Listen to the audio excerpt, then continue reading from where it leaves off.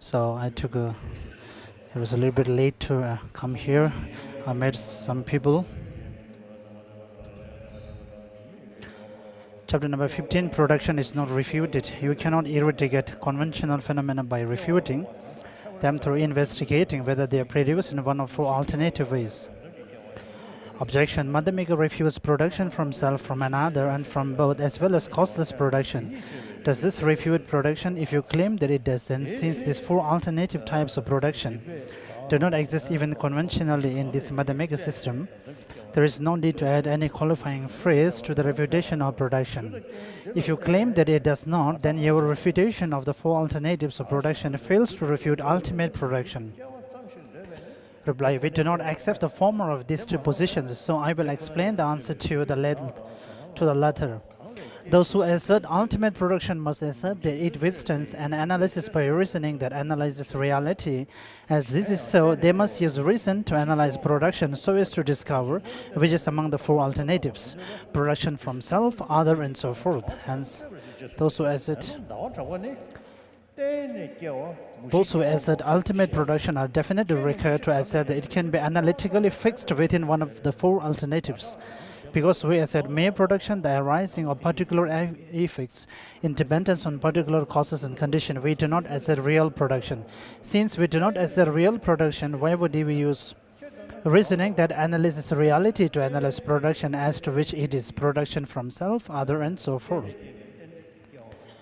As Chandakrudi's commentary on the middle way says, because things arise dependently, these mistaken conceptions cannot bear scrutiny.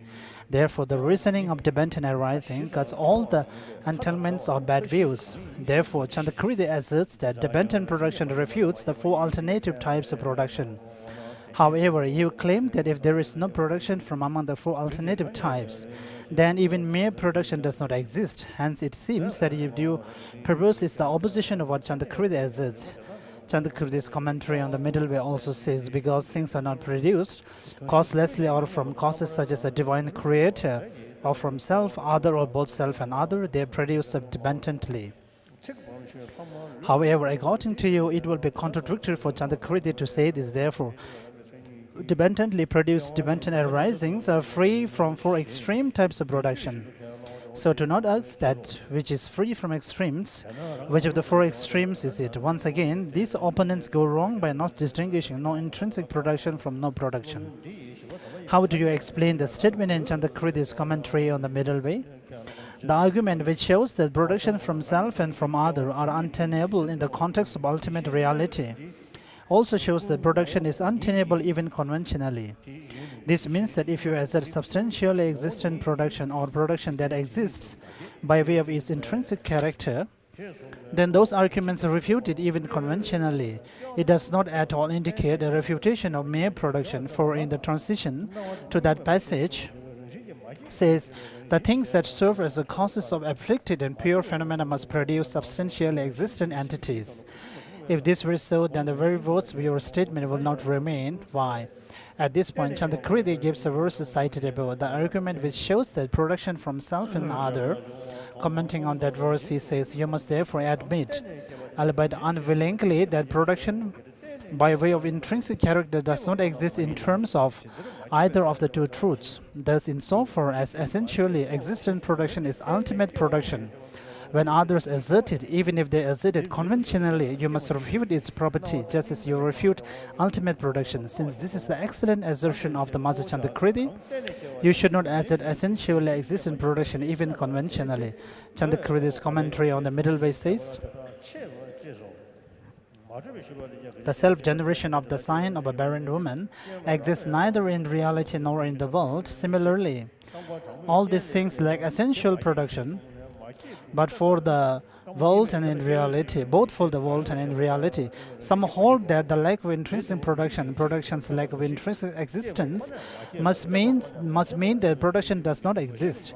They argue that dependent production and the absence of intrinsic production are contradictory. Chandakriti says that those who say this have no errors or hurt. In saying that they have no errors, he means that they did not hear the qualification intrinsic. When we refer to the lack of intrinsic production, they hold that we have said lack of production. In saying that they have no heart, he means that even if they hear it, they have no comprehension of the meaning of the word intrinsic. Nagarjuna's 60 stanzas of reasoning says, the supreme knower of reality said that dependent origination is no production. Commenting on that passage, Chandakridi's commentary on the 60 stanzas of reasoning says, when you see dependent arising, you do not perceive things as intrinsically existent. This is because the dependently produced is not intrinsically produced like a reflection. Is it not the case that dependently produced is only produced? How can you say that it is not produced? If you say that something is not produced, then how you should not say that it is dependently produced. Therefore, because these are mutually exclusive, your position is incorrect. Poor thing, with neither ears nor heart, you still argue. This put us in a difficult situation. We contend that dependently produced things are like reflections, not produced intrinsically, and this is the case. How can your objection stand a chance? Thus, you should cherish these distinctions. Also, the question of Naga King Anadavadabda says whatever is produced from conditions is not produced, it is not intrinsically produced. Whatever depends upon conditions I consider empty. One who knows emptiness is diligent. After the Buddha stated it in the first line, whatever is produced from condition is not produced, he indicates with the second line the manner of non-production. It is not intrinsically produced, thus adding a qualifying phrase to the object of negation. The Buddha says that things are not produced intrinsically. Some hear these words and do not understand them. They say only the produced is not produced, only the dependent does not depend. They evidently think that aggressively advocating this mass of contradictions constitute an advanced view. This is also stated very clearly in the descent into Langa Sutra, as quoted by Chandakriti in his clear words. Mahamati, thinking that they are not produced intrinsically, I said that all phenomena are not produced. This actually answers the question whether the qualification ultimately should be added to the refutation of production and so forth. However, I will answer this question more specifically below.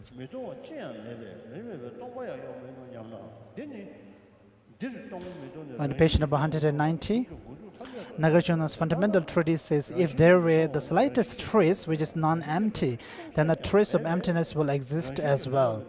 As there is no trace that is not empty, how could there be a trace of emptiness? Therefore, because there is nothing that is not empty, the emptiness that is the absence of intrinsic existence also does not exist. Here in the fundamental treatise, empty and non-empty refer to being empty and not empty of intrinsic nature, and they are used in this way throughout the entire text, from beginning to the end. Thus, not empty of intrinsic nature means having intrinsic nature. What could be more ridiculous than your position that since there is no intrinsic nature, the emptiness, that is the absence of intrinsic nature, also does not exist? Furthermore, the definite knowledge which apprehends that something such as a seedling lacks essential or intrinsic nature apprehends that there is no intrinsic nature in the seedling.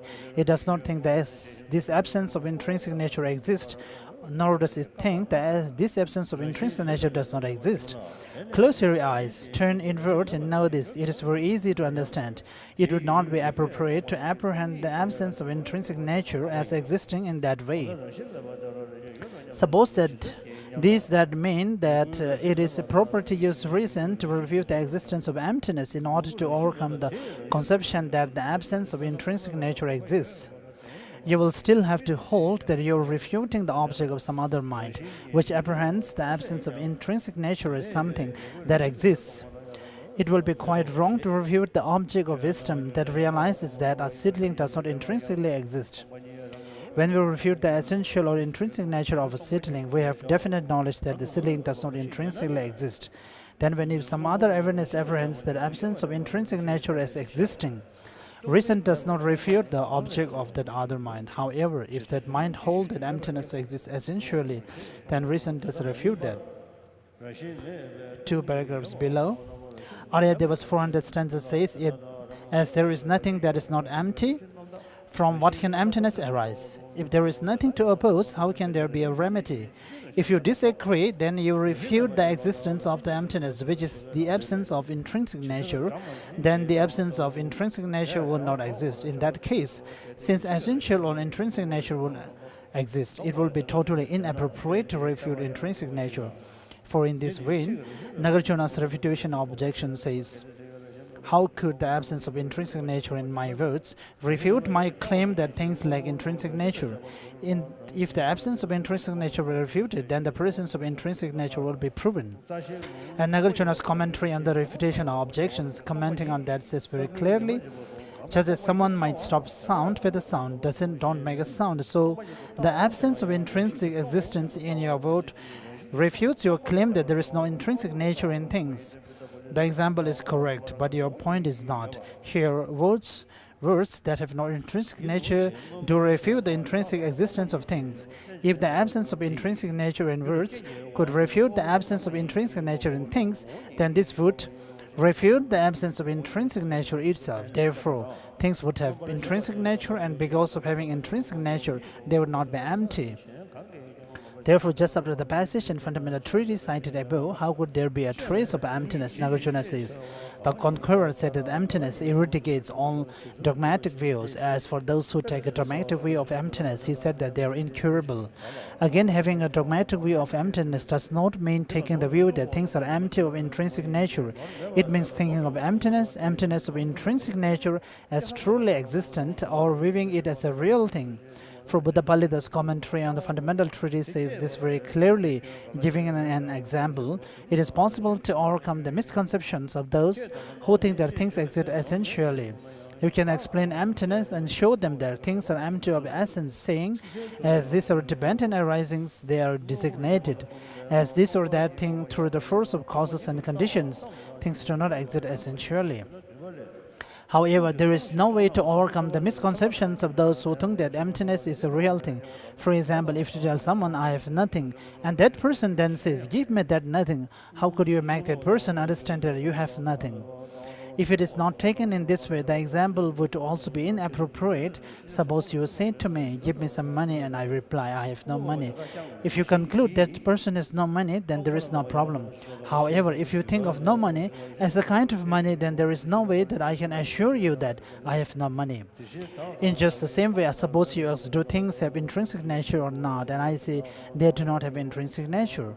If you then think things do not have intrinsic nature, how could that be a problem? I wanted you to get this idea. However, if you think that things a lack of intrinsic nature is itself intrinsically existent, then this is a problem. According to your interpretation, when you hear me say that I have no money and then develop the idea, this person has no money, then even that idea must be refuted. So it will be wonderful for you to rely on what I have said. Also, in the clear words, Chandrakriti speaks of clinging to emptiness as a real thing. Hence, he is not refuting emptiness itself, and there is no fault in simply having the view of emptiness. The verse summary of the perfection of wisdom in 8,000 lines says, a bodhisattva who thinks the aggregates are empty is meditating on science and lacks faith in the realm of non-production. Also, Nagarjuna's precious garland says, therefore, the great sage refuted views of self and selflessness. Although these and other scriptures and treatises say that it is wrong to have a view of emptiness or selflessness, you should understand them as I have explained above. Otherwise, they will contradict a great many statements in other texts. In the Heart Sutra, Shariputra asks Avalokiteshvara how one who wishes to practice the profound perfection of wisdom should train. In reply, Avalokiteshvara says the Bodhisattva should correctly view these 5 aggregates as empty of intrinsic existence. The verse summary of the perfection of wisdom in 8,000 lines says, one who knows that phenomena do not intrinsically exist is practicing the supreme perfection of wisdom. Chandrakriti's commentary on the middle way says, consequently, a yogi views the emptiness of the self and that which belongs to the self and thereby becomes free. Therefore, the root of all problems is the ignorance that superimposes intrinsic existence. There is only one consciousness that can uproot it by apprehending things in a way that explicitly contradicts it. That consciousness is the wisdom that knows selflessness, the absence of intrinsic existence. As this is so, if you refute this way of apprehending things, then you will have to admit, albeit unwillingly that you are refuting the way of reality. At the point where Aryadeva's 400 stanzas says there is no second door to peace, Chandrakirti's commentary on the 400 stanzas says the extinction of the attachment is the cause of attaining nirvana, and except for the view of the absence of intrinsic existence, there is no other teaching that can cause the extinction of attachment. The selflessness characterized by the absence of intrinsic existence is the one and only door to peace. As a gateway to the city of nirvana, it is alone and nothing can match it.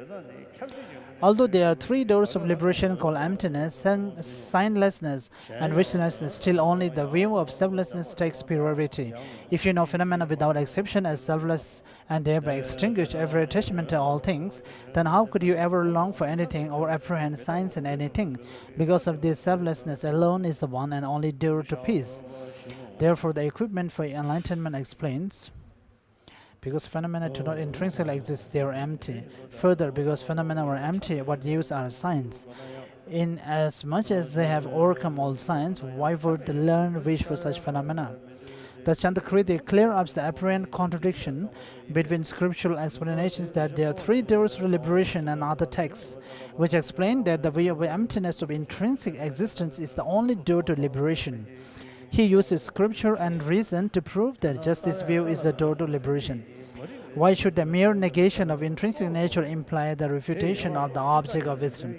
He should not, for such knowledge, remedies the conception of the two selves as signs, unless even a trace of such a misconception. If you refute as defective even such a conception and refute all conceptuality of any sort, good or bad, then it is evident that you want to set up the system of Chinese about Hashang.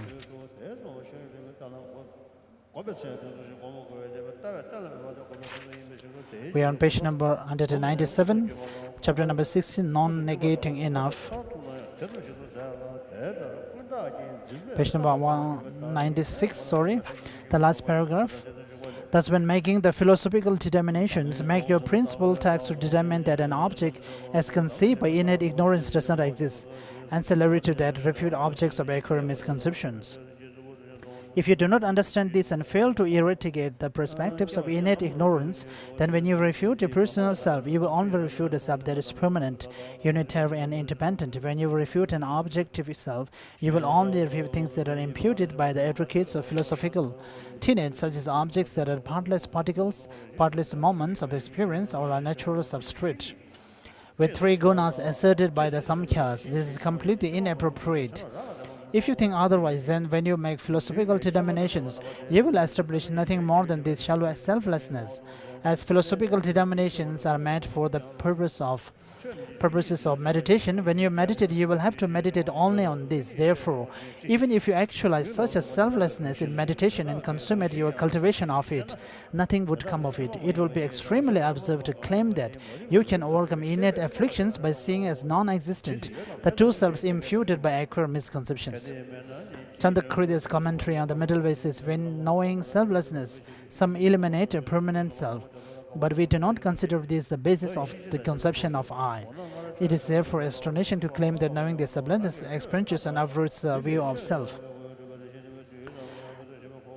As Chandrakirti's explanation of the middle way commentary says, to elucidate this very point, the irrelevance of such to innate afflictions by way of an example. Someone sees a snake living in the wall of his house. To ace its concern, someone else said, there is no elephant here. Alas, to others it is ridiculous to suppose that this will dispel the fear of snake. Chandrakirti refers to the selflessness of the person, but it is the same for the selflessness of the objects, he could have added.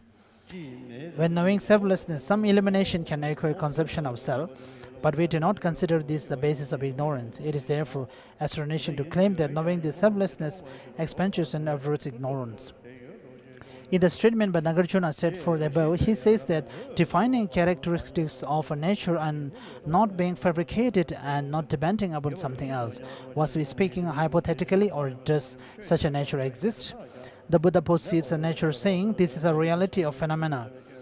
It is not fabricated and does not depend on something else. Chandrakirti's explanation of the middle way commentary establishes that it exists, citing a sutra source.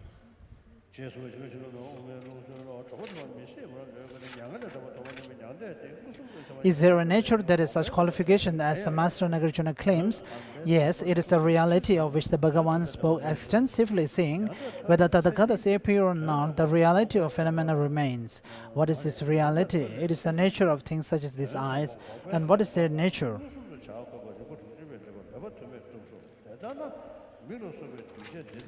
We are on page number 199, second paragraph.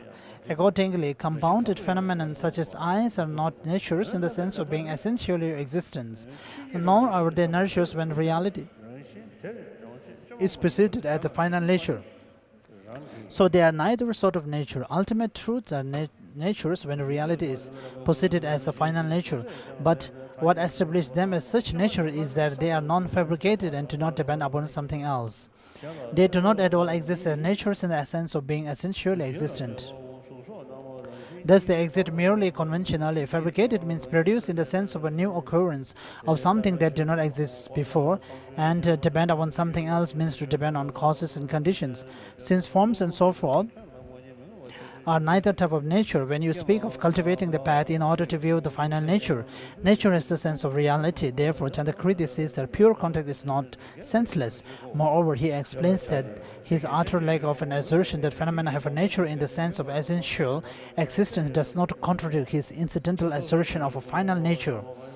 Chandakriti's explanation of the middle way commentary says, Alas, utterly wrong. You do not assert real things at all, but also incidentally assert a nature that is non-fabricated and does not depend upon something else. You are saying things that are blatantly contradictory. In saying this, you miss the point of fundamental treatise. This is what it means. If eyes and such dependent arisings that are evident to ordinary childish beings were their own nature, then pure contact will be senseless, because even inaccurate consciousnesses would know that nature, because they are not their own nature. Pure contact for the sake of viewing that nature does have a purpose. Further, I say that this nature, as compared to conventional truths, is non-fabricated and does not depend upon something else. Only something that ordinary childish beings do not see is suitable to be nature. Therefore, the ultimate is neither a thing nor a non-thing. By nature, it is simply peace. Here, thing and non-thing refers to essential existence and other non-existence, as explained above in the section on dualism.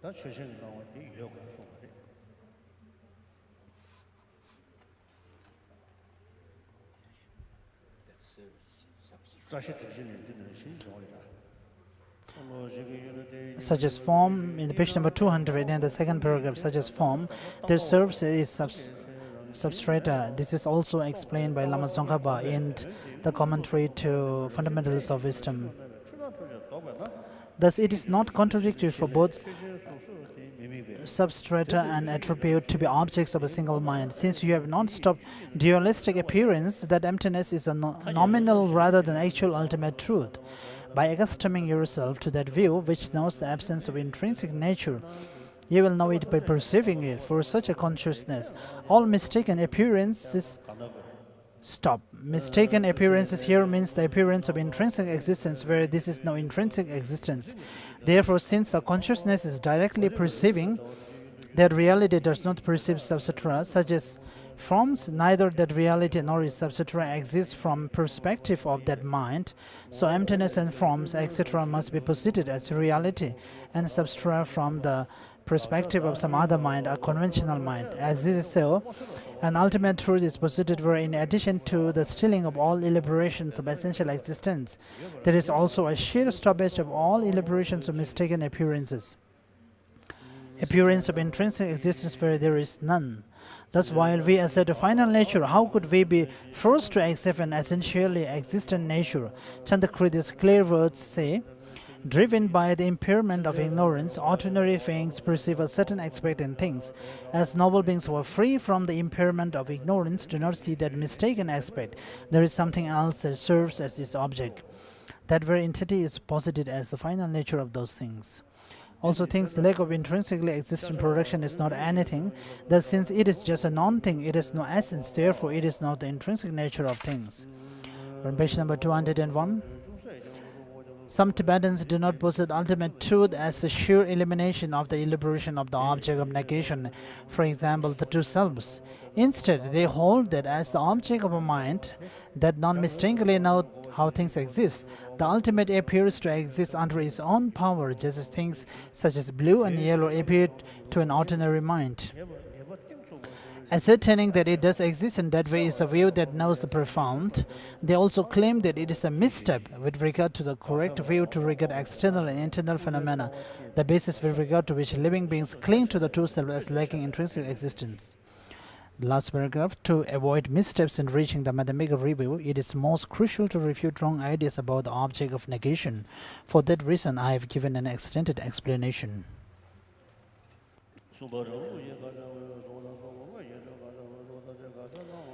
Chapter number 17, the actual object to be negated, page number 202. How our systems identifies the object of negation. This is three parts. The actual identification of the object to be negated in general with regard to the objects of negation. There are objects negated by path and objects negated by reason. As to the first of these, material separation of the middle from the extreme says, there are teachings on afflicted obscuration and on cognitive obscuration. We hold that all obscurations are among these, and when they are gone, you are free. Thus, there are afflicted obscurations and the cognitive obscurations. These objects of negation do occur among objects of knowledge, for if they do not exist, then all embodied beings will escape cyclic existence without exertion. As for objects negated by reason, Nagarjuna's refutation of objection says, someone thinks that an emanated woman is a woman. Another emanation stops this wrong conception. This is like that. In his commentary on the refutation object, he says, a woman emanated by some being is empty of the nature of being a woman, but someone else wrongly thinks this is ultimately a woman. Therefore, due to the wrong conception, attachment arises. The Tathagata or a Saraka of the Tathagata emanates another emanation and thereby stops that person's wrong conception.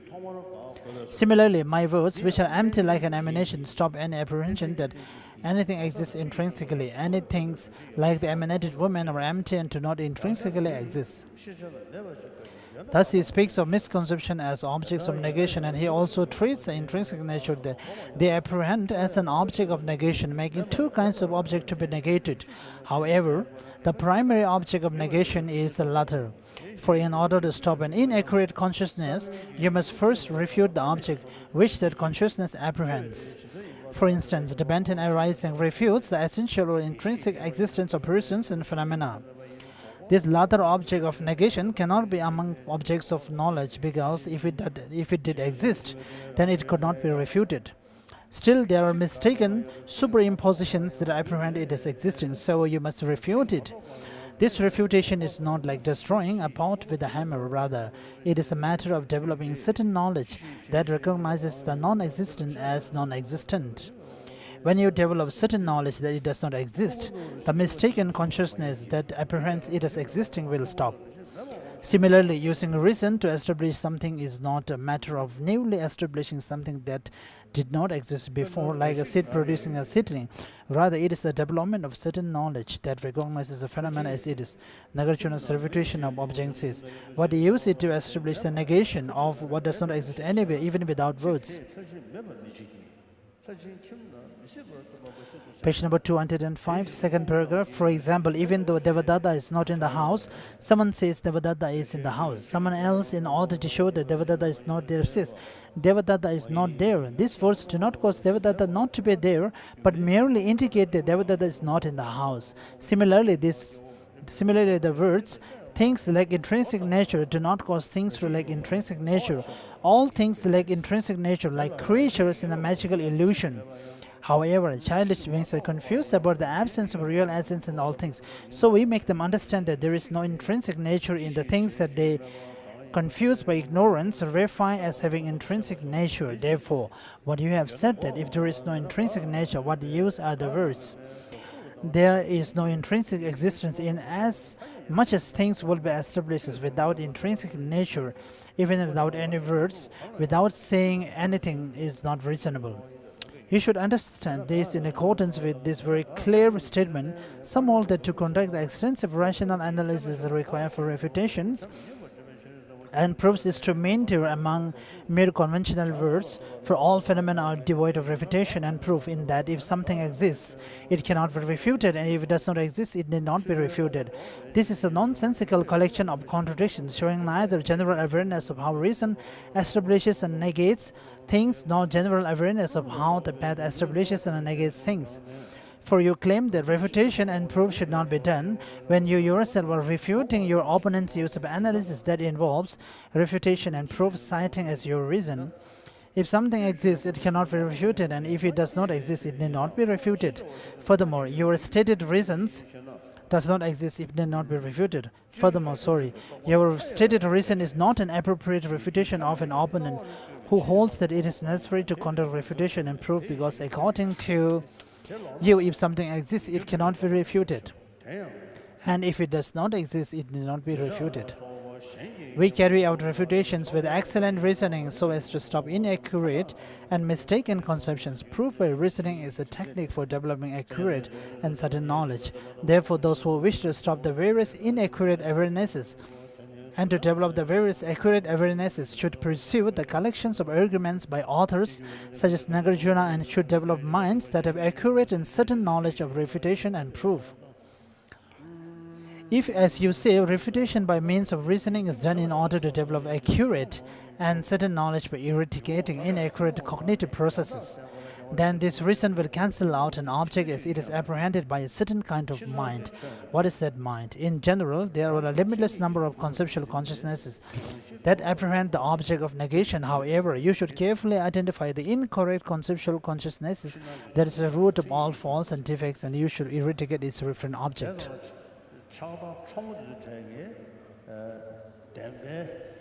So, His Holiness comments that the very subtle form of the afflicted emotions, and so for those afflicted emotions, the object that they perceive or appears to them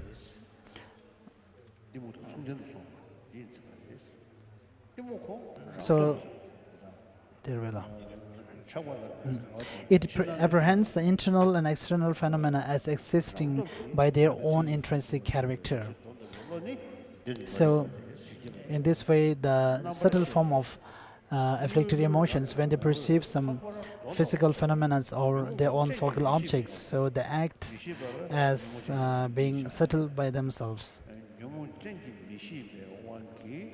In page number 206, the last paragraph, what is this delusion like? It is ignorance, which in this context is an awareness that mistakenly superimposes intrinsic nature. It apprehends internal and external phenomena as existing by way of their own intrinsic character.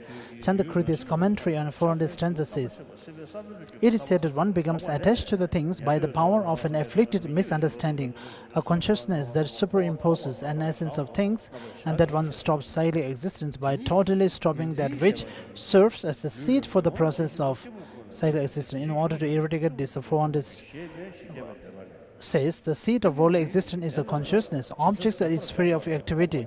When you see that object like self, you negate the seed of worldly existence.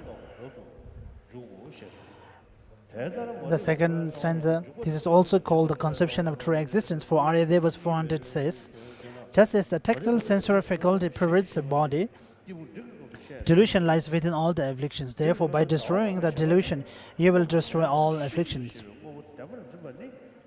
Commenting on this verse, Chandrakriti's commentary on the 400 stanzas says, because of confusion brought on by the thought that things truly exist as they appear, delusions act to superimpose upon things as essence of true existence. If, as you say, ignorance is the root of cyclic existence, then it will be incorrect for Chandrakriti to explain in the commentary on the middle way and in the clear words that the view of perishing aggregates as I and mine is the root of cyclic existence, for there cannot be two primary causes of cyclic existence. In the section on the person of medium capacity, I have already explained what other masters say about how to assert ignorance and the view of perishing aggregates. Therefore, here I will explain the assertions of the chapter Chandrakriti. Other mathemakers consider the conception of things as truly existent to be an cognitive obscuration. He asserts that such a conception is ignorance, and what is more, he asserts that it is afflicted ignorance. Page number 208.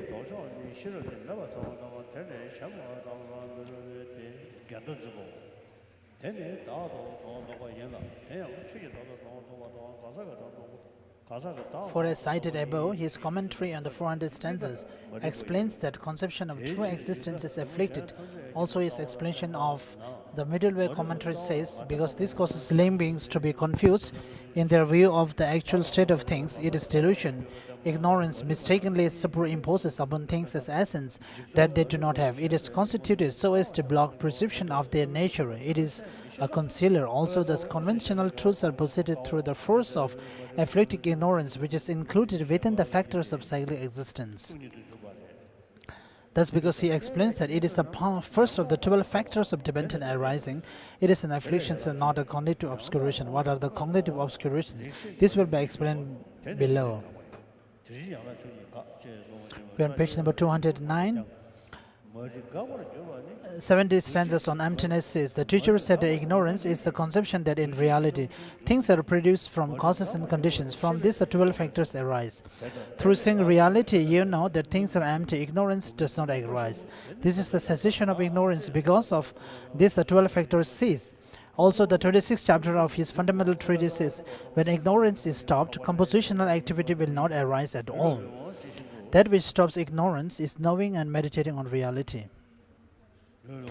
By stopping this and that earlier factor of dependent arising, this and that later factor will not arise. In this way, you thoroughly stopped the whole mass of suffering. This and the other passages cited are in agreement and fit together very well with the line in Nagarjuna's precious comment, as long as you conceive of the aggregates, which says that the root of cyclic existence is the misconception, is the conception of the aggregates as intrinsically existent.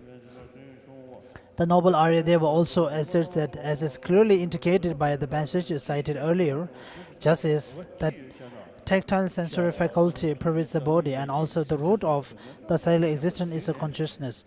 When the Master Nagarjuna refutes the object of negation in the fundamental treatise, he gives all of his diverse arguments so as to refute an intrinsic nature. Delusion's refutation of phenomena as essentially existent, and to show that phenomena lack essence. Thus, Nagarjuna gives a wide range of arguments only for the sake of eradicating the way that ignorance apprehends things. Buddha Balida's commentary on the fundamental treatise says, what is the purpose of teaching dependent arising? The Master Nagarjuna, whose very nature is compassion, so that living beings are beset by various sufferings and assume the task of teaching the reality of things, just as it is so that they might be free. He therefore began teaching dependent arising, for it is said, since what is not real, you are bound. Seeing the real, you are free.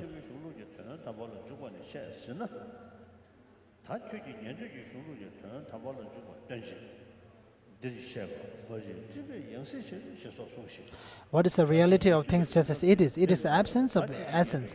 Unskilled persons whose eye of intelligence is obscured by the darkness of delusion conceive of an essence in things and then generate attachment and hostility with regard to them. When the illumination of the knowledge of dependent arising clears away the darkness of delusion and the eye of wisdom sees the absence of essence in things, then there is no foundation for the other afflictions, and attachment and hostility do not develop.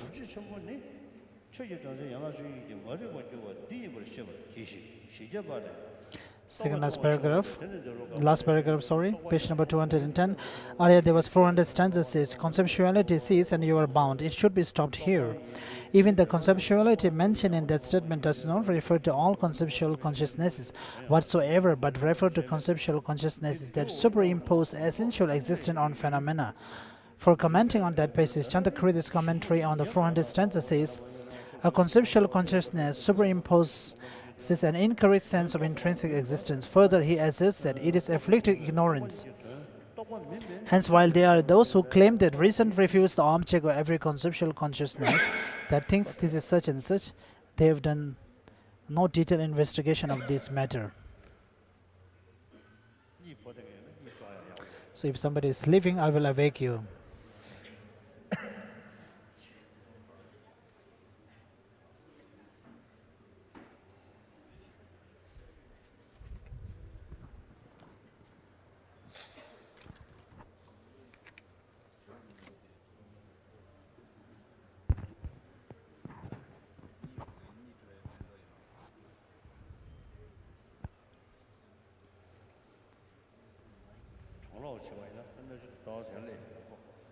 I think it is due to the air conditioned. My nose seems to be running. Tea offering.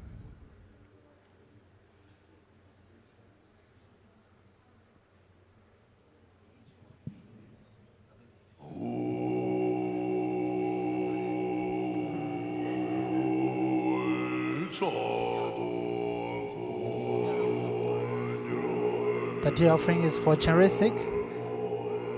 The Charisik, our Lokiteshvara with 1,000 arms and 1,000 eyes, and who is the king of all the world,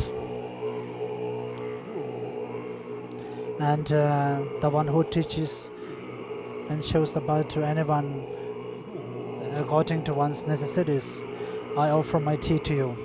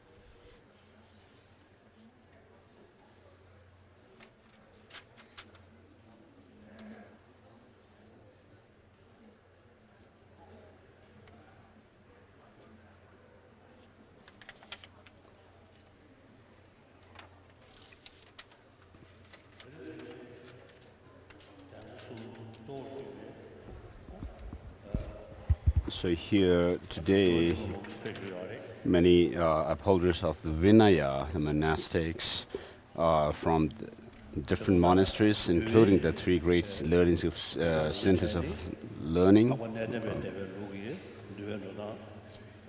So with regard to Vinaya, there is a very pure tradition of the Theravada tradition, and also we have the Tibetan Buddhist Vinaya tradition of the Mulasarasvastivada school, a very pure lineage. So in the past, we didn't have much interaction with them. And the people from the Pali tradition kind of say that the Tibetans do not have Vinaya practice, but it is becoming clearer and clearer that we have, to them, that we have Vinaya practice. So, since some time ago, Gadendra Rinpoche and I had some discussion which we didn't have with others. So with regard to the Vesak,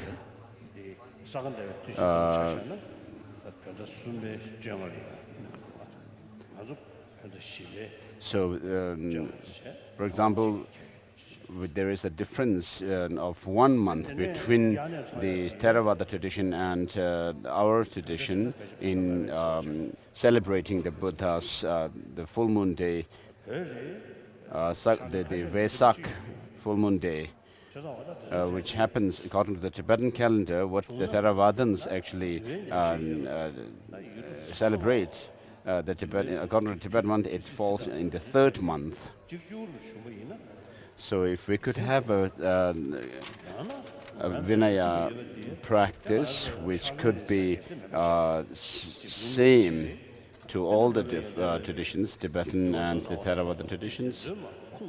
And we should also, of course, find a very clear source in the Indian classic texts on Vinaya, such as texts written by Gunaprabha. And then there are some differences in the number of days between the Theravada and the Tibetan Vinaya tradition. And so this time we have the Gadan Tirimbuche and then the teachers of the seats of learning who are gathered here. I thought if you could have some discussion about this, you don't need to come to some conclusion as such, but I thought it would be good to have some discussion. In January next year, there is an international conference on Vinaya. There is a plan for this. I don't know how many people will actually participate in it.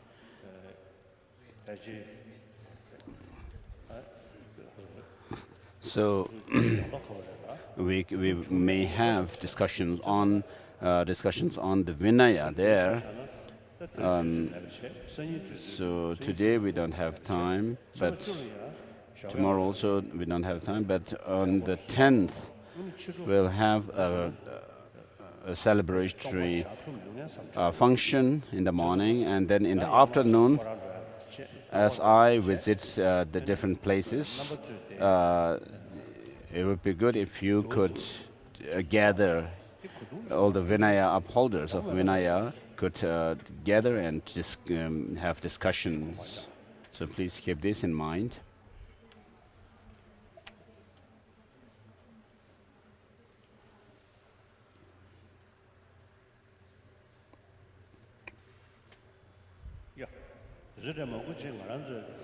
So many of these practices, of course, we say that we have, and this is our tradition or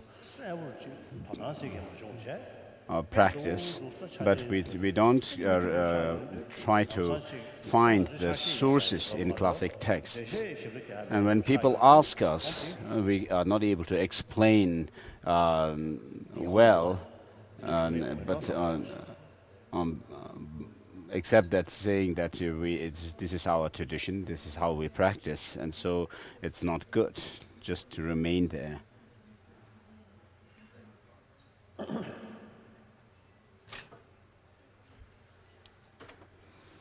We're on page 211.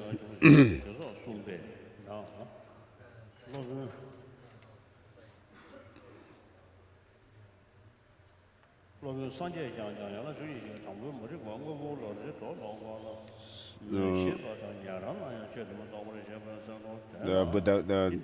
210, oh, this is finished. And the for Arya Devas 400 stanzas says, seeing what is not emptiness. No, the 400 Arya Devas stanza says, conceptuality cease and you are bound. It should be stopped here. Even the conceptuality mentioned in that statement does not refer to all conceptual consciousness whatsoever, but rather to conceptual consciousness that superimpose essential existence on phenomena. For commenting on that passage, Chandrakirti's commentary on the 400 stanzas say a conceptual consciousness superimposes an incorrect sense of intrinsic existence. Further, he asserts that it is afflictive ignorance. Hence, while there are those who claim that reason refutes the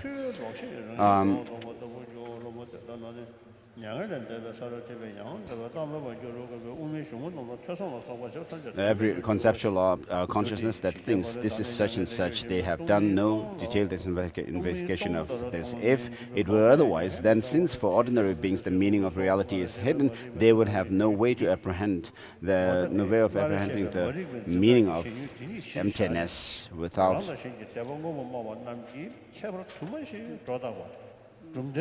So the realists of our own tradition and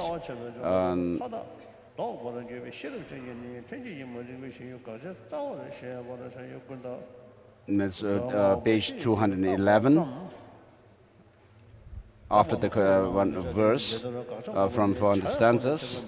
It is based on this intrinsic nature, the referent object of the way that ignorance apprehends things as explained above. Essentialist, Buddhist and non-Buddhist verify many different things. When you negate the referent of ignorance as a cognitive process, you completely stop all of these tenet-driven verifications, as though you cut a tree at its roots. Therefore, those who have the faculty of wisdom should understand that the referent object of innate ignorance is the basic object of negation, and should not devote themselves merely to refuting imaginary constructs that are imputed only by the advocates of philosophical tenets. Refuting the object of negation in this way is not an idle pursuit. You see that living beings are bound in cyclic existence by a wrong conceptual consciousness that has the object of negation as its object, and you then refute its object. What binds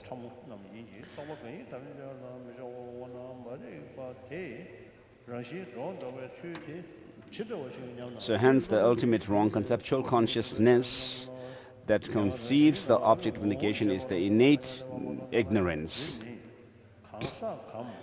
which is the first of the 12 factors of dependent arising. Acquired objects of negation are merely superimpositions based on it. Thus, it is not at all the case that reason negates all of the cognitive processes through which non-conceptual consciousness sensory apprehends things. Therefore, so as I explained earlier, this is clearly mentioned.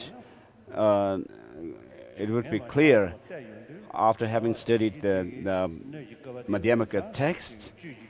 Then when you look at things at the outside world and the monks and nuns, when you look at things, there is this appearance that they exist independently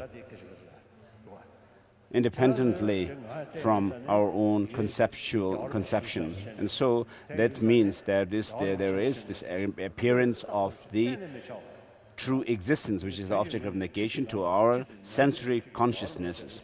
And when you look at me, you see the Dalai Lama as if I exist from my own objectively. And so there is, for you too, there is an appearance of this object of negation to your sensory consciousness. Of course, all appearances to this sensory consciousness doesn't have to be the true existence. And then because of this appearance, then when we actually cling onto it, then there is the arisal of this clinging to the true existence. The seventh Dalai Lama says, all these phenomena in nirvana, samsara and nirvana are designated by our mind. And this mind in turn is empty. And therefore, how wondrous this nature, the way of the mode of existence of this mind. So in one of a response to a letter by the seventh Dalai Lama, he writes, to the consciousness of dream, there is appearance of the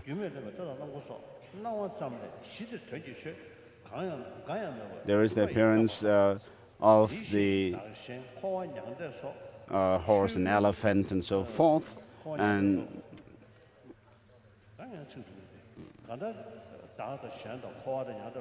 self and others, and samsara and nirvana. So whatever appears to your mind, they appear to have to exist from the basis of designation of objects. So all phenomena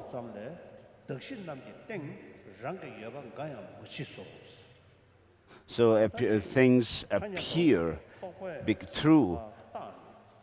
things exist through our naming consciousness and our conceptions and our language.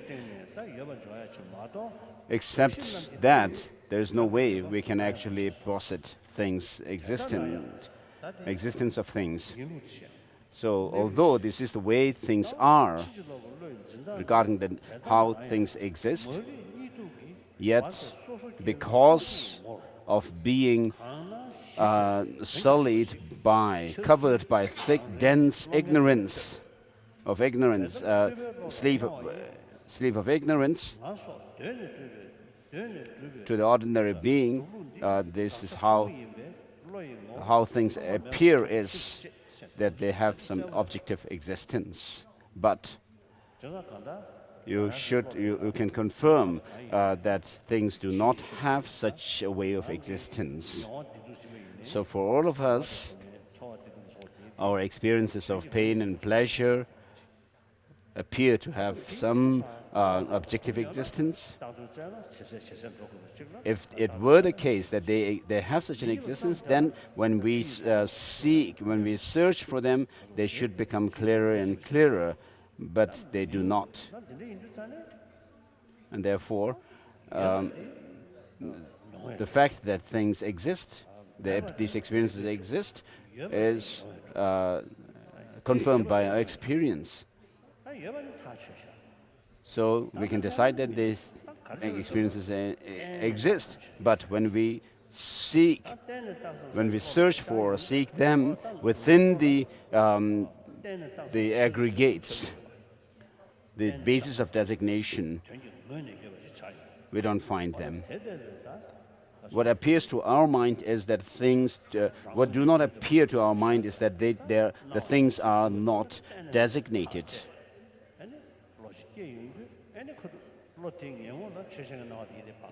But when we are able to confirm that there is no such a way, that things do not have such a way of existence, objective existence, and therefore, when that happens, when you confirm to your mind, the mind which perceives emptiness, actually, in the view of that, then all the appearances also disappear, just as the seventh Dalai Lama has said.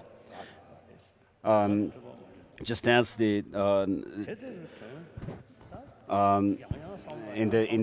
autumn or fall season, all the clouds disappear within this empty sphere of this space. Likewise, when emptiness is cognized, then all these different multitudes of things also disappear.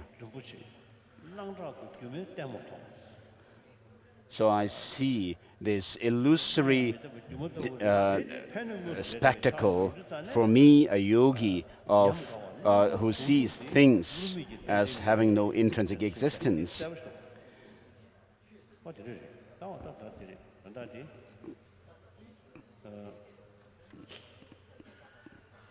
So these undeceptive conventionalities of things appear to me a spectacle, to me, the yogi, he says.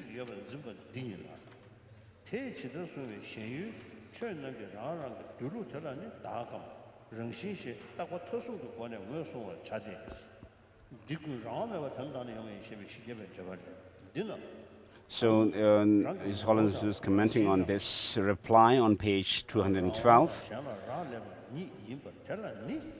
So however, here in this case, the reification by ignorance there is, with regard to the object, be they persons or phenomena, a conception that those phenomena have ontological status, a way of existing in and of themselves without being posited through the force of an awareness. The referent object that is thus apprehended by that ignorant conception, the independent ontological status of those phenomena is identified as a hypothetical self or intrinsic nature. And then the quotations.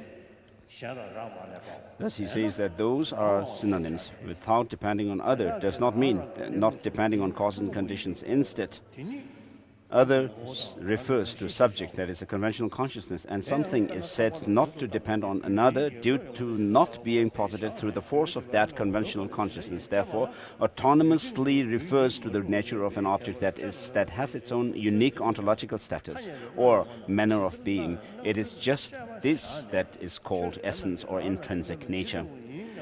Take, for example, the case of an imaginary snake that is mistakenly ascribed to a rope.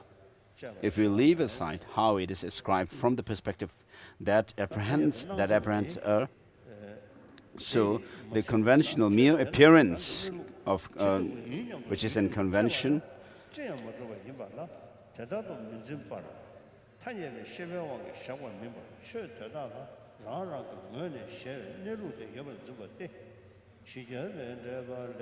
So the commentary, Chandrakirti's commentary on 400 stanzas say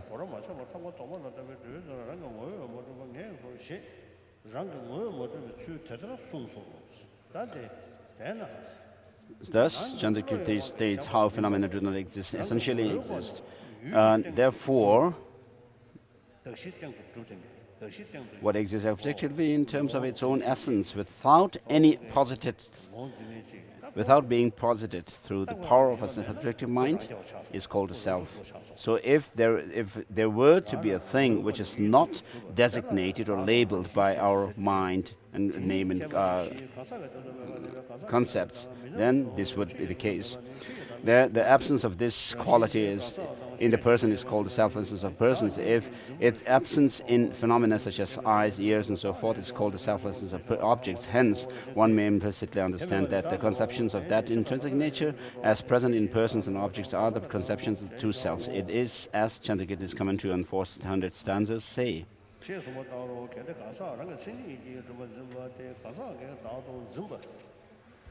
The conception of persons as exist in Quam, page 213.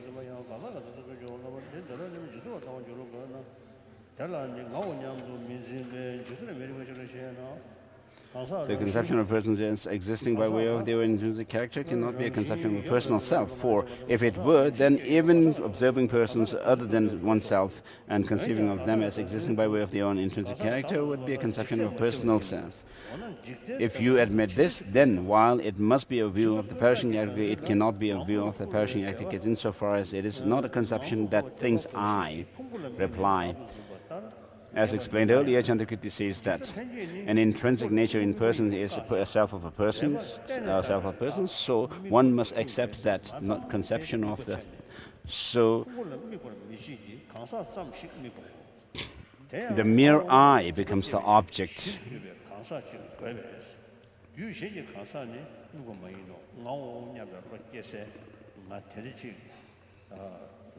So when you think about an I, and there is this conception of this I having some kind of an intrinsic existence or essential existence, that is the grasping at the perishable aggregates.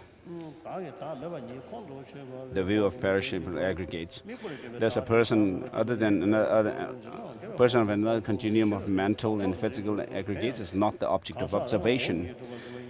With regard to how that object of observation is apprehended, Chandrakirti's explanation of the Madhyamaka Avatara says, concerning that, a view of the perishing aggregates operates within the thoughts of I and mine. Thus, it is not simply a conception of intrinsic existence, that is, existence by way of intrinsic character, it must be a conception thinking I. The explanation of the middle way commentary also says just the view of the perishing aggregates is to be eliminated, and it is eliminated upon understanding selflessness of the self.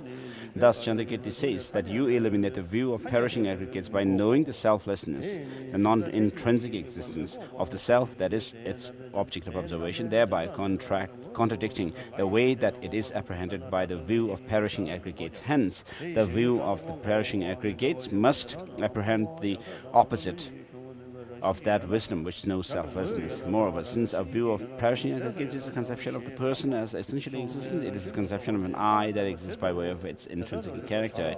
Using this as an example, you should be able to understand the view of perishing aggregates, that is the conception of mine. Even when you do conceive I or mine, conceptions of the person as substantially existent are still cases of ignorance that misconceives the self of persons, so it is not the case they are not afflictions. Next topic, when to add qualifications to other objects of negation. When you say that utter non-existence, such as the horns of a rabbit and the sons of a barren woman do not exist, you need not attach a qualification such as intrinsically. Similarly, there are things that although existent among objects of knowledge, exist at some times and places and do not exist at other times and places. When you say that these do not exist at a particular time or place, there is also no need to add that qualification. Furthermore, when refuting imaginary constructs from the unique assertions of the Buddhist and non-Buddhist essentialists, things that Madhyamikas do not accept as conventionally existent, there is no need to newly attach the qualification essentially or intrinsically to the objects, except in the occasional situation when you should add it, taking into account the opponent's perspective. This is because those opponents of tenets proponents of tenets who have already asserted the essential existence of those objects. In any other case whatsoever, where when the abacus do conventionally posit the object, if you fail to add qualification when refuting it, then the fallacies of you adduce will equally apply to your own critique, and hence it will not only it will be only a sham of refutation. Thus, it must be added. Moreover, as explained earlier, neither reason consciousness, which analyzes whether something exists intrinsically or conventionally, a valid cognition can contradict what the Madhyamikas posit conventionally. For if either did, it would be utterly untenable to make the decision that we do not conventionally assert things such as a divine creator, and yet we do assert forms, sounds, and such. Hence, there would be no way to make presentations of the mundane or supramundane such as this is the path, that is the path, not the path, or this is tenet, this tenet is correct, that tenet is not correct, that is not correct. Consequently, the distinguishing feature that all the presentations of cycling existence and nirvana are tenable within the emptiness of intrinsic existence would be impossible. To a skillful philosopher, it is ridiculous to claim that something is refuted even though such valid cognitions do not contradict it. Therefore, when stating that you refute those phenomena such as forms, you should be sure to add qualifying phrase. Chandrakirti's commentary on 400 stanzas and commentary on 60 stanzas of reasoning very often add a qualifying phrase when refuting the object to be negated. Such phrases frequently appear in Nagarjuna's fundamental treatise, in Buddhapala's commentary on the fundamental treatise, and in Chandrakirti's clear words and commentary on the middle way, along with his explanation of the middle way commentary. Thus, those authors regard the repetition of qualifying phrases as excessive verbiage, and they thought that the significance of their having added them at certain points would make it easily understood, even when they did not. You should add it even where they did not, because there is not the slightest difference between the places where they did add it and the places where they did not.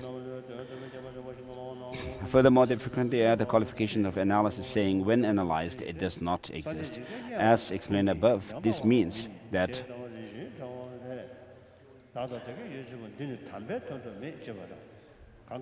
hence you should realize that this makes the same point. It does not exist essentially or intrinsically, for it is, as Chandrakirti's commentary says. And next topic, whether to add the qualification ultimate to the object of negation. It is quite unreasonable to claim that adding the qualification ultimate to the object of negation is the procedure only in the Sarvadhyaka Madhyamaka. Chandrakirti's explanation of the middle way commentary cites the Perfection of Wisdom Sutra in Venerable Subhuti. It is said, Venerable Subhuti, is it that there is no attainment or no clear knowledge? Subhuti answered, Venerable Shariputra, there is attainment, there is also clear knowledge, but not in a dualistic sense. Venerable Shariputra, attainment and clear knowledge exist in worldly conventions. Also, stream enters, one returners, never returners, arahats, Prityaga Buddhas, and Bodhisattvas exist in worldly conventions. Ultimately, however, there is no attainment and there is no clear knowledge. Chandrakirti's explanation of the middle way commentary says that you should follow this statement. Do you claim that this is a Sarvadhyaka Sutra? It is evident that there are a great many such cases where definitive sutras add the qualification ultimate. So also Nagarjuna 70 stanzas on maintenance says, through the force of worldly convention and not through the force of reality, the Buddha spoke of duration, production, cessation, of existence and non-existence, and what is low, moderate, or supreme. Also Nagarjuna Precious Garland says, it is said that both the self and that which belongs to the self exist. They do not exist in the ultimate sense. Also, how can something be true when the seed that produces is false? And also, similarly, production and disintegration appear in this illusory world, but ultimately there is no production and no disintegration. Thus, such texts often make statements in which they attach ultimately, truly, or in reality to the negation. Even when they do not add those, they very frequently add a qualification that something does not exist essentially, does not exist intrinsically, or does not exist by way of its intrinsic character.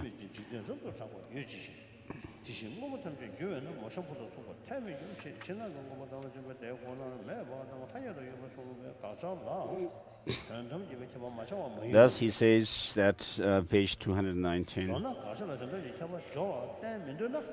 In brief, if you in no way accept the addition of qualification ultimately to the negation, then you will have no way to distinguish the two truths, and you will not be able to say ultimately it is such and such, conventionally it is such and such. There is no explanation of such a Madhyamaka way anyway, so it is simply a wrong idea. Chandrakirti's clear words refutes addition of qualification ultimately to the negation of the context in the context of refuting production from self, not in the context of refuting mere production. This is very clear in that commentary. Also, as Chandrakirti's explanation of the middle way commentary says. So these are the words with reference to turning back the criticism of what is called the logical consequences.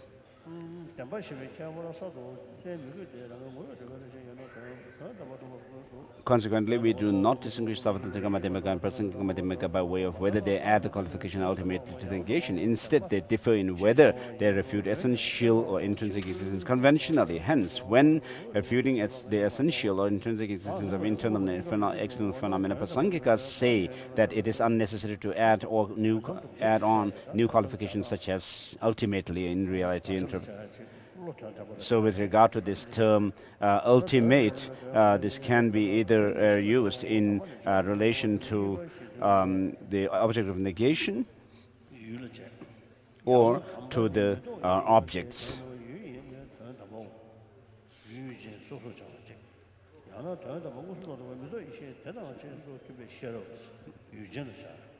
So it can also be applied to the subjective mind.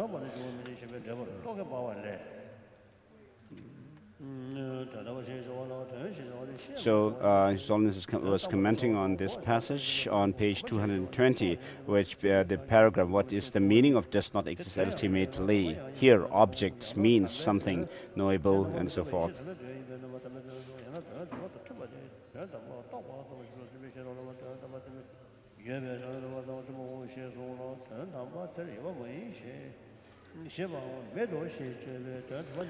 Commenting on this, his blaze of reasoning says, regarding the term ultimate, it is an object because it is something to be known. It is synonymous with something to be examined and something to be understood. Highest is a term that means supreme.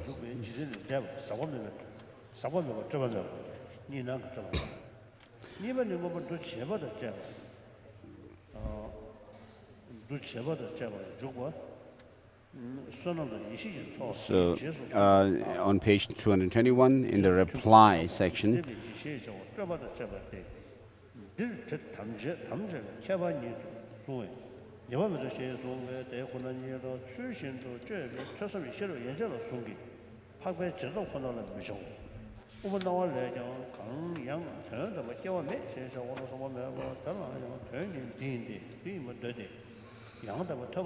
so to the calm, in what way is it that things do not exist intrinsically? Shantarakshita says, in reality, the term reality refers to the status of things just as they are, something that is known by an inference based on facts. This is the same as saying that things are empty when you analyze them just as they are. This explains the phrase in reality, ultimate, and so forth.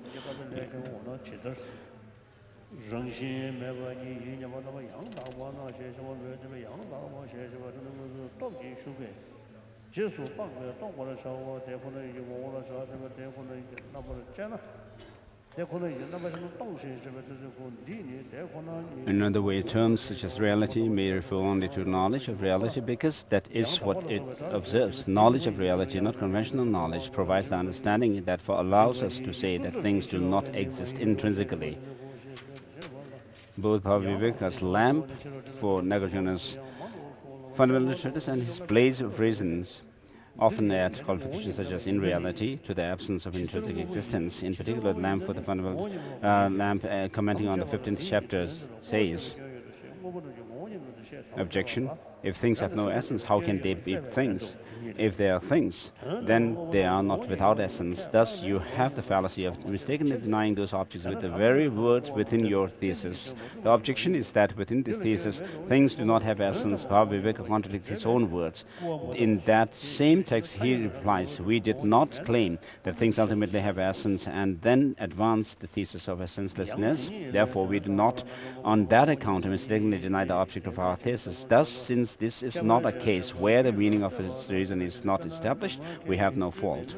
He holds that he does not mistakenly deny things due to his assertion that things lack essence ultimately. So it is clear that he asserts that it would be mistaken a denial to say that they lack essence, that is, do not essentially exist conventionally. That same text also says, ultimately, in internal things lack essence because they are produced, and also because this distinctive statement of their being produced indicates that they are contingent upon the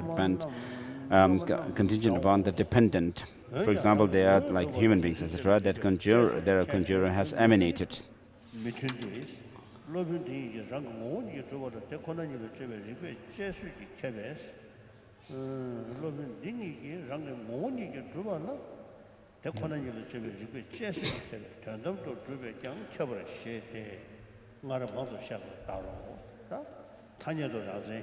So, end of 223. So this shows the difference between whether the philosophers assert, even conventionally, self-characterized phenomena or not.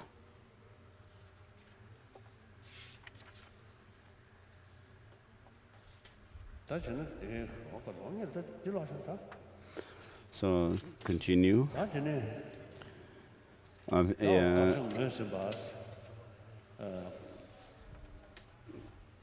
So, having identified the object of negation, whether to carry out that refutation with the Savatantaka procedure or with Prasangika procedure. Should you refute an object of negation with the Savatantaka procedure or Prasangika procedure? This is two parts. The meaning of Savatantaka and Prasangika, which system to follow so as to develop the right philosophical view in your mind stream. Regarding the first, it is not clear that the commentary of Master Buddhapalita sets up a Prasangika system, distinguishing Prasangika from Savatantrika. Nonetheless, consider his commentary on the opening lines of the fundamental treatise. There is no sense in which anything has ever been produced, either from itself, from something else, from both, or without a cause. Here, he negates the four types of production by pointing out the faults of other systems. The Master Bhaviveka refutes him, claiming that the Buddhapalita's arguments have no power to establish his own position or to repudiate the positions of others. Now, the Master Chandrakirti extensively comments on why Buddhapalita's own system does not suffer from such faults, and in so doing, he states that Madhyamakas should employ reductio ad absurdum arguments and not autonomous substantive arguments. So the valid cognition from the Savatantrikas using the autonomous reasoning is because of asserting that the sensory perceptions, the conceptions are not wrong, not faulty in respect to their perceiving or having the appearance of self-defined characteristic or self-defined objects. Doesn't suffer that fall into the Madhyamaka, not autonomous arguments, as their method for instilling the Madhyamaka view in others.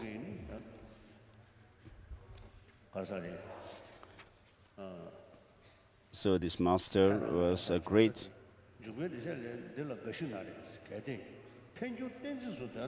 So regarding Jaya Ananda, he was a great scholar.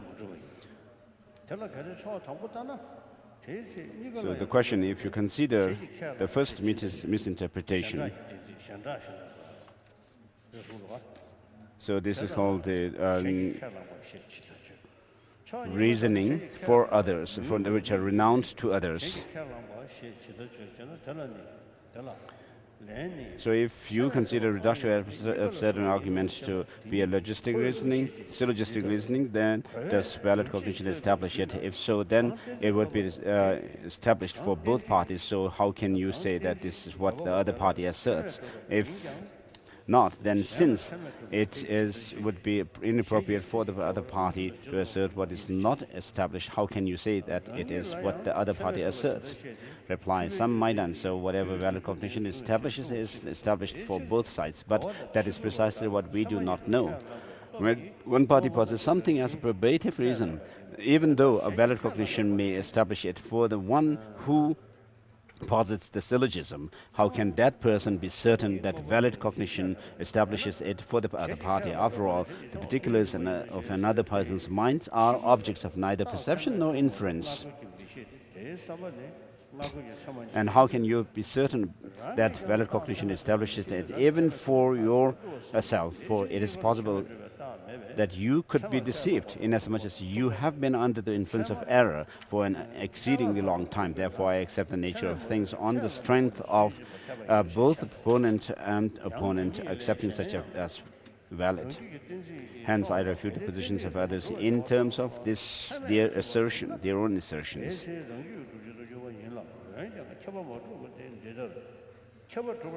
The proponent of any syllogism does not know whether the opponents have established the reason for themselves by means of a valid cognition. This is because neither of the two types of valid cognition, the sensory valid cognition based on reason, gave the proponents access to that opponent's thinking.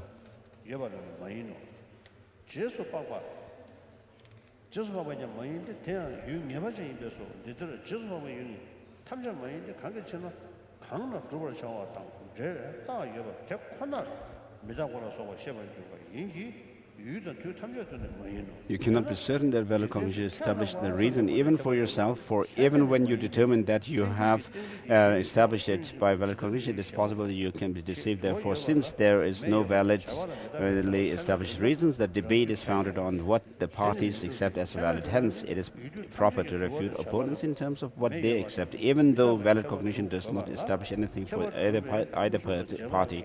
This is how he explains it. And again, this same explanation of Chandrakirti's commentary on the middle way continues.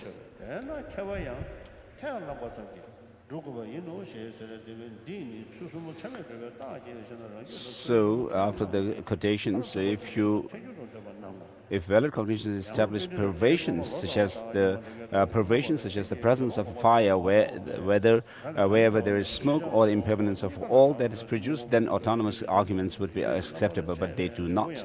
If valid cognition establishes perversions, then perversion concerning the existence of fire wherever there is smoke and impermanence wherever there is production would have to be established in all places and times. However, since perception and inference establish those perversions only in relation to specific domains, such as kitchen and pots, the scope of those perversions is establish even the perversions. This is what Jayananda says. Evidently, he believes that if a proof uses a reason for which valid cognition has established the three criteria, then it is an autonomous argument. If a proof is made just on the basis of the parties accepting the fulfillment of the three criteria, then it is a reductio argument. Next topic, the second misinterpretation.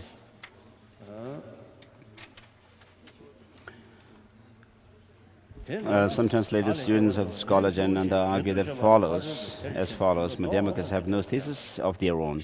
They only refute what others believe. Since the elements of a syllogism, such as the subject, are not agreed upon, that is, accepted by both parties, autonomous arguments are not tenable, and so forth.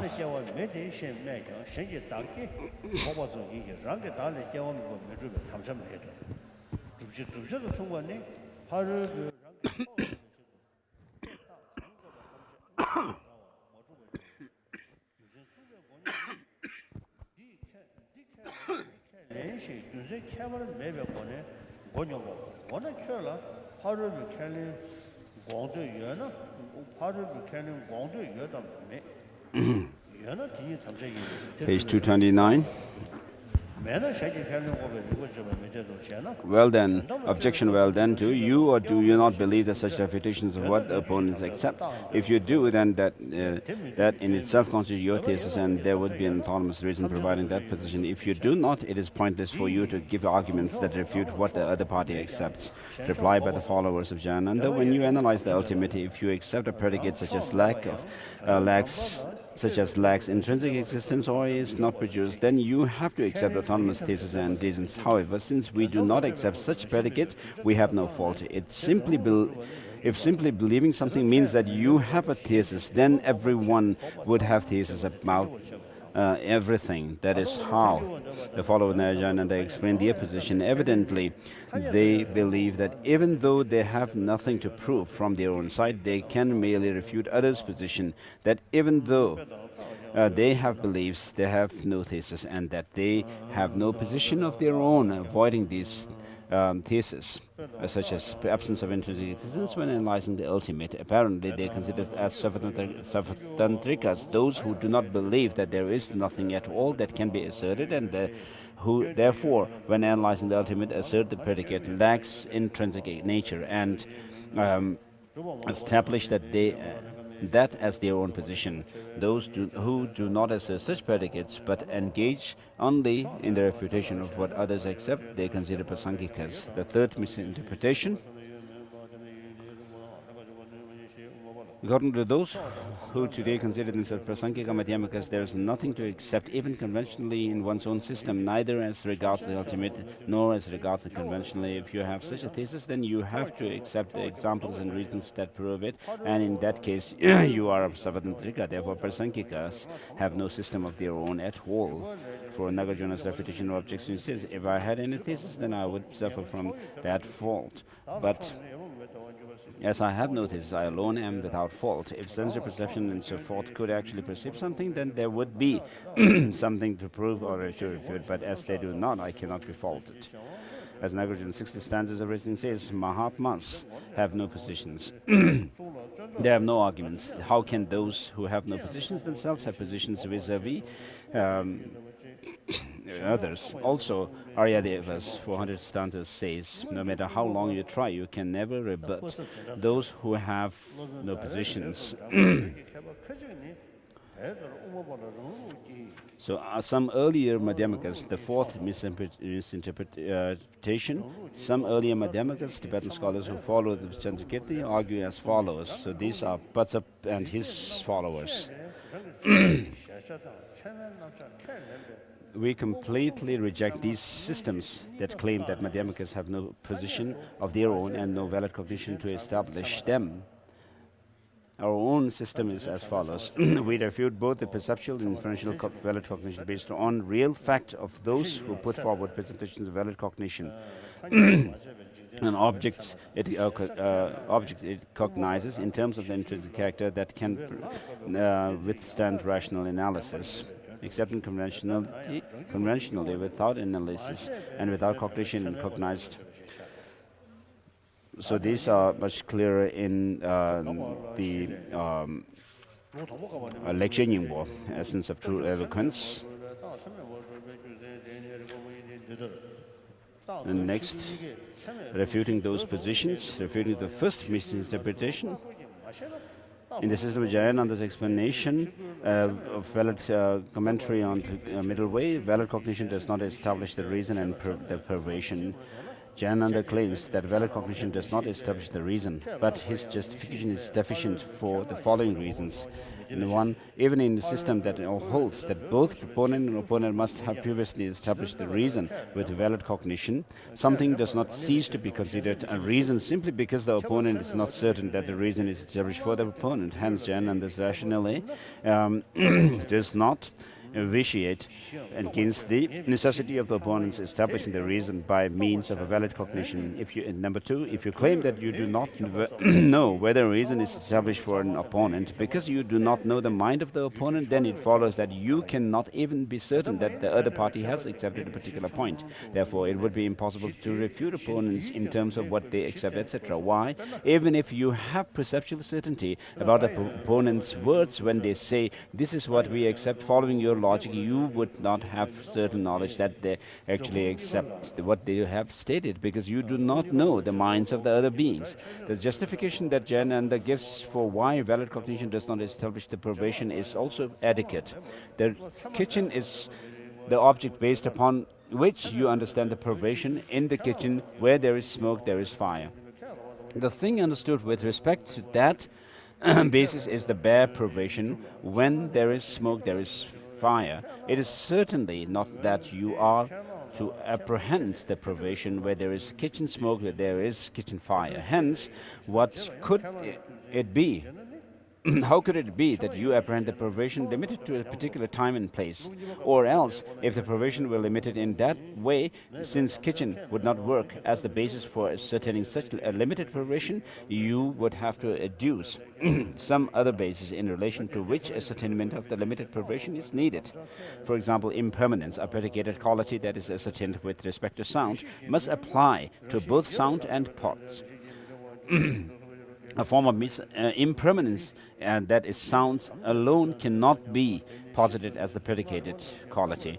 This same line of reasoning demonstrates that it is incorrect to hold that the inference at establishing privation is not a valid cognition. He also claims that only the proponents and opponents acceptance of the privation establishes, and as much as valid cognition does not establish it. That this also is incorrect. Why? If you treat the mere acceptance of a position as justification for it, then you cannot refute the opponent, for the opponent's assertion of a point would establish it.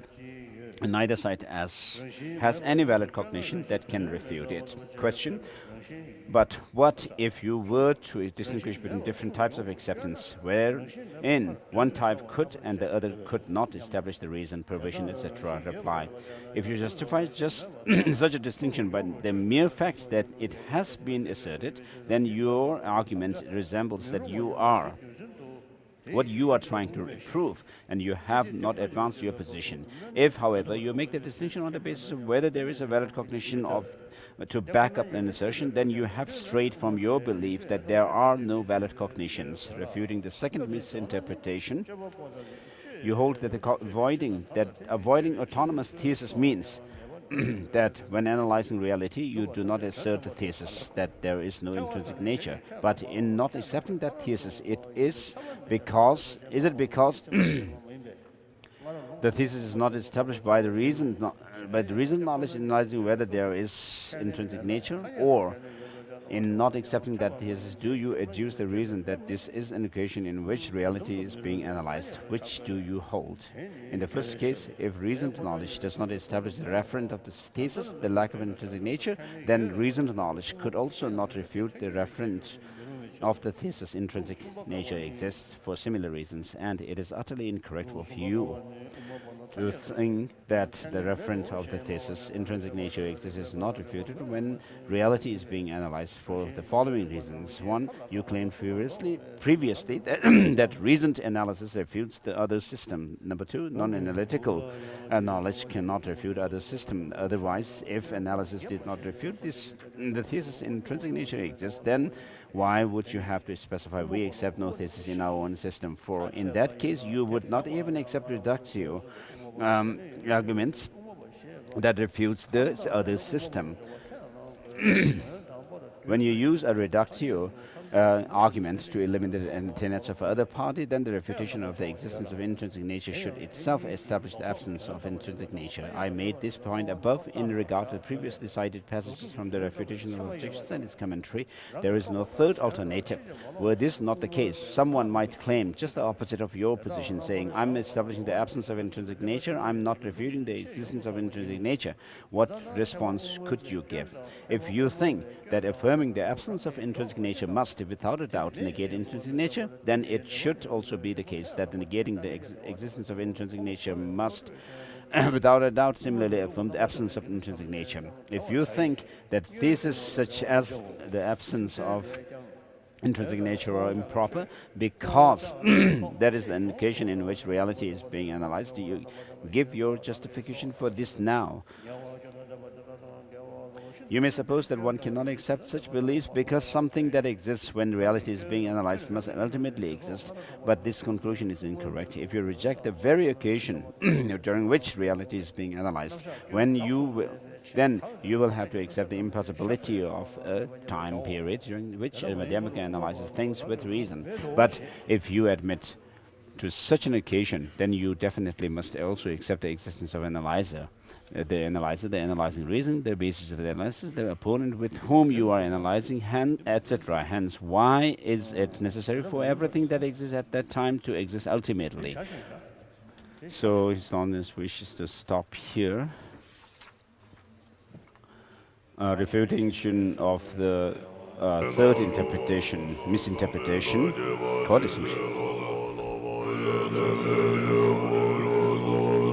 page 237.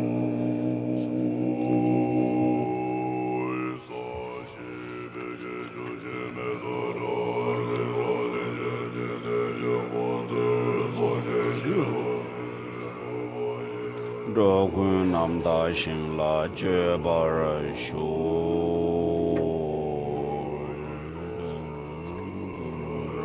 mendana kamniya tayami.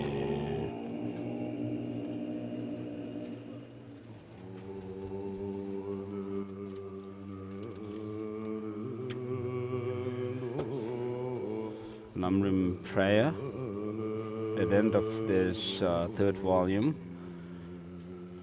on page 368, verse beginning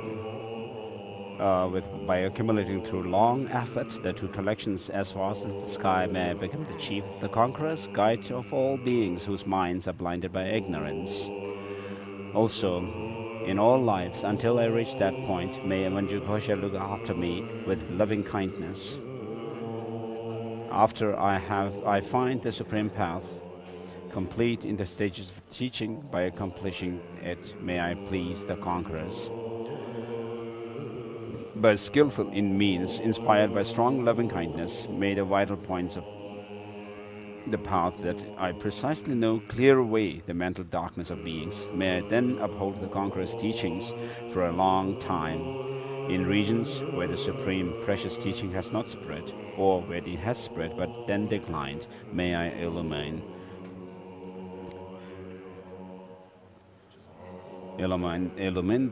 that treasure of happiness and benefit with a mind deeply moved by that great compassion.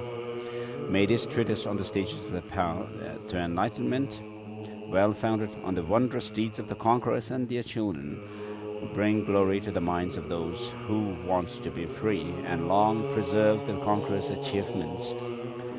As for all who provide conditions that support integration of the good path and clear away conditions that inhibit that integration, whether they are humans or not, may they never be separated in all their lifetimes from the pure path praised by the conquerors. When I strive to properly achieve the supreme vehicle through the 10 deeds of the teaching, may I be accompanied always by those who have power, and may an ocean of good fortune pervade all directions.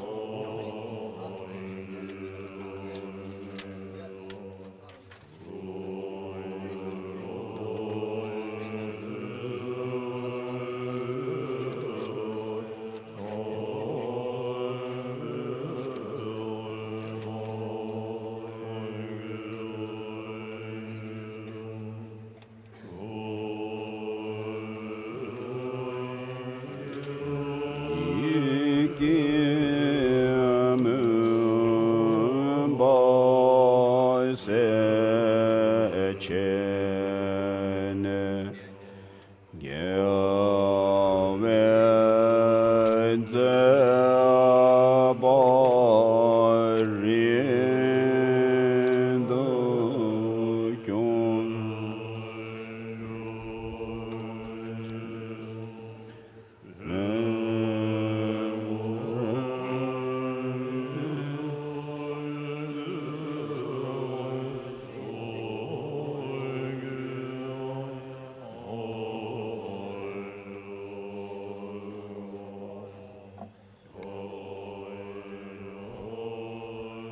Nyambara Kyorobe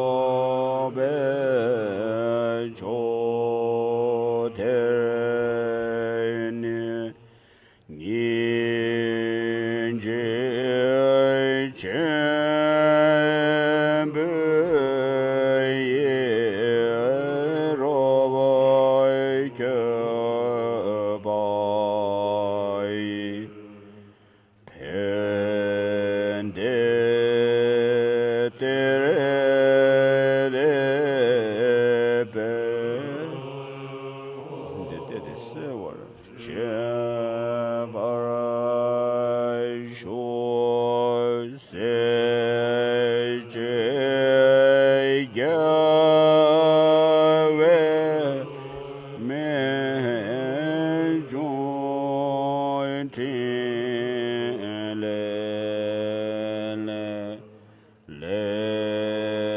Lendo Chanjo Lama Gerimbe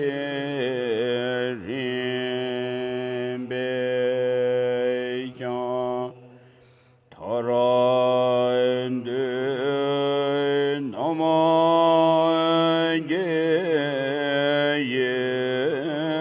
Yelai Beretereshi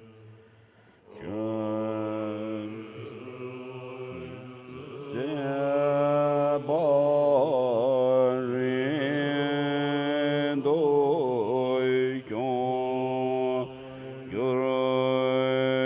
Gyurinchi Namazan do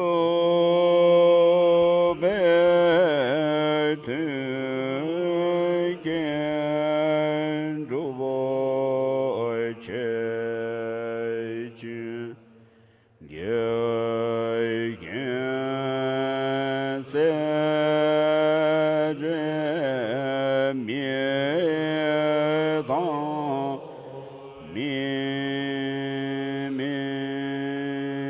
Mimikun Gerabai Kundu Gewe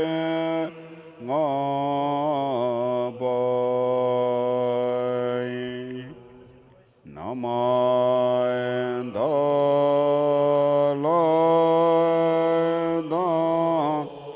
Dewa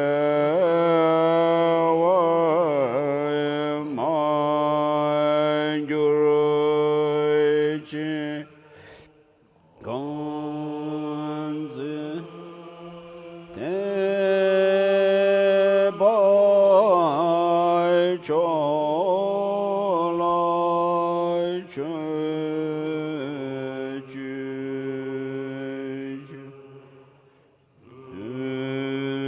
Shindu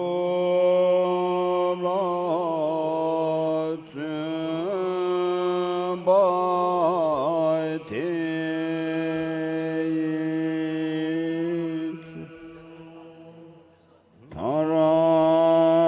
Tarandu Namange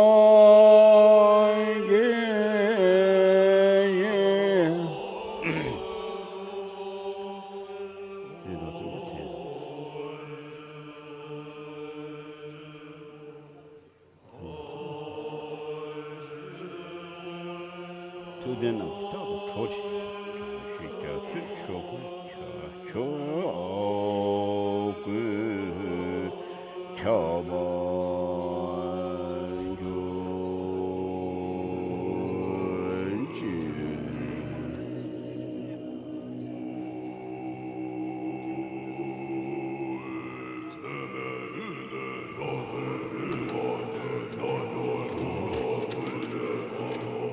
The prayer of words of truth.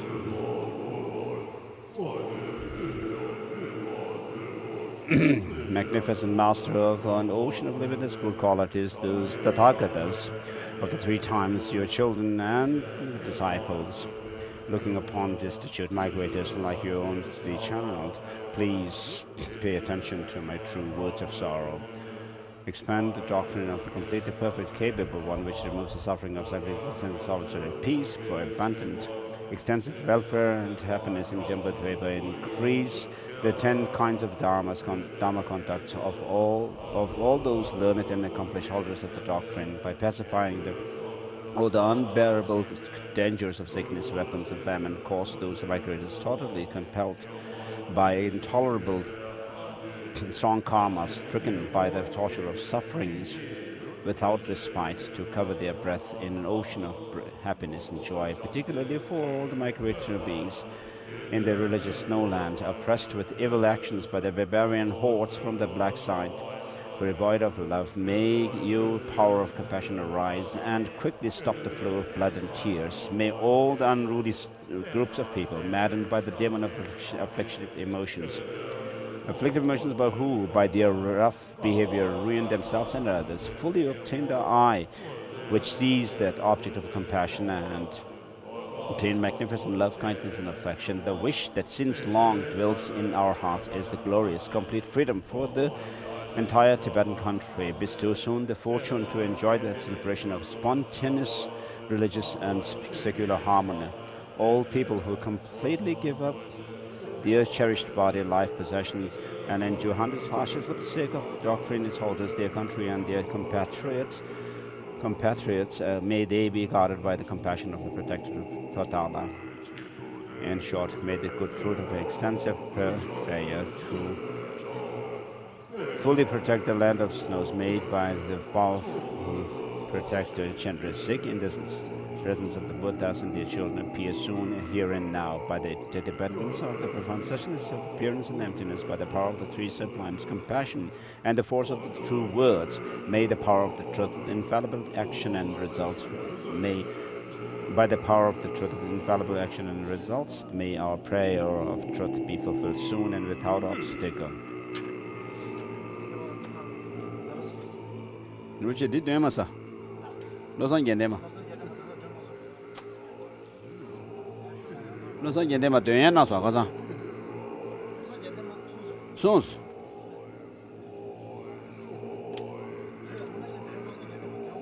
Terin dönya sons konzo jesha.